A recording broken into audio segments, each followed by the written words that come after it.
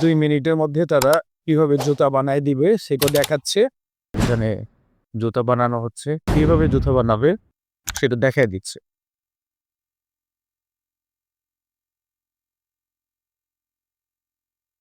Hello, আসসালামু আলাইকুম। Lincoln বলছিলাম নেদারল্যান্ড থেকে। নেদারল্যান্ডের আরেকটা ডাকনাম আছে নেদারল্যান্ডের, হল্যান্ড বলা হয়। হল্যান্ড মূলত নেদারল্যান্ডের একটা জায়গার নাম, কিন্তু এটা এত পপুলার হয়ে গেছে যে সেই নামেই আমরা অনেকেই নেদারল্যান্ডকে রিপ্রেজেন্ট করি। নেদারল্যান্ড হচ্ছে একেবারেই সমুদ্র ঘেঁষা একটা জায়গা।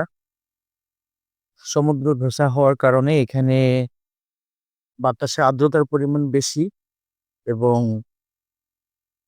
জলীয়তা বেশি হওয়ার কারণে, আর্দ্রতা বেশি হওয়ার কারণে চামড়ার জুতা বা চামড়ার সামগ্রী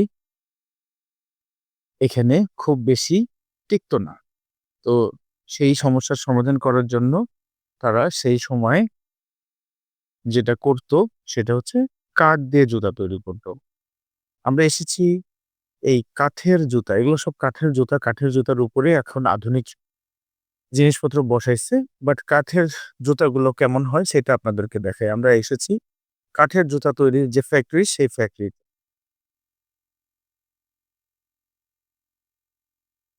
উপরে, নিচে, মাথার আশেপাশে, ঘাড়ের কাছে সব কাঠের জুতা। এখানে জুতা বানানো হচ্ছে। কিভাবে জুতা বানাবে সেটা দেখায় দিচ্ছে।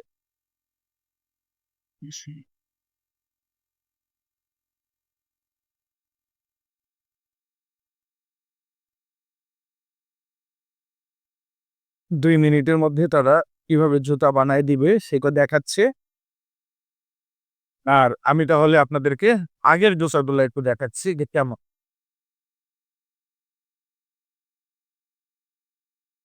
তো ভিডিওতে কি সমস্যা করতেছে, ইনস্ট্রুমেন্ট ভিতরে করতেছে, আমার সুন্দর দৃষ্টিতে দেখবেন।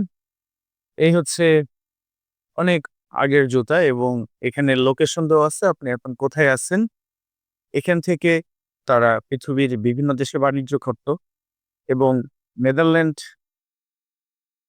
যে নেদারল্যান্ডের অধিবাসী, এনারা ব্যবসায়ী চাইনিজদের মতোই এক্সপার্ট। এর আগে চাইনিজদের সাথে ব্যবসা করার জন্য তারা অনেক দেশ ঘুরে চায়না এবং এশিয়াতে গিয়েছে। এখানে কিছু জিনিস তাদের দরকার হয়, মশলা জাতীয় জিনিস, যেগুলো এখানে উৎপাদন করা সম্ভব না। সেটা তারা চায়না এবং এশিয়ার অন্যান্য সাইড থেকে নিয়ে আসতো। তো এই মিউজিয়ামের ভিডিওটা আমি এইটুকুই করলাম।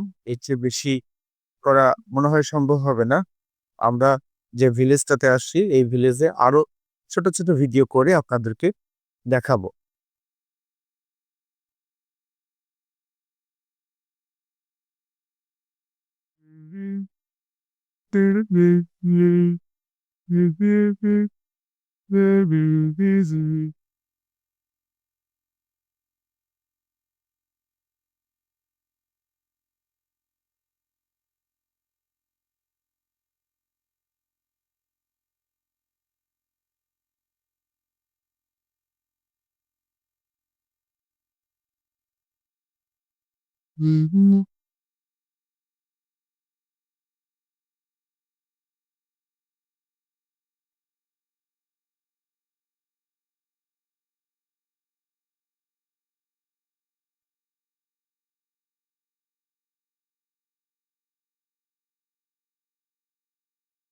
ধন্যবাদ। সবাইকে ভালো থাকবেন, সুস্থ থাকবেন।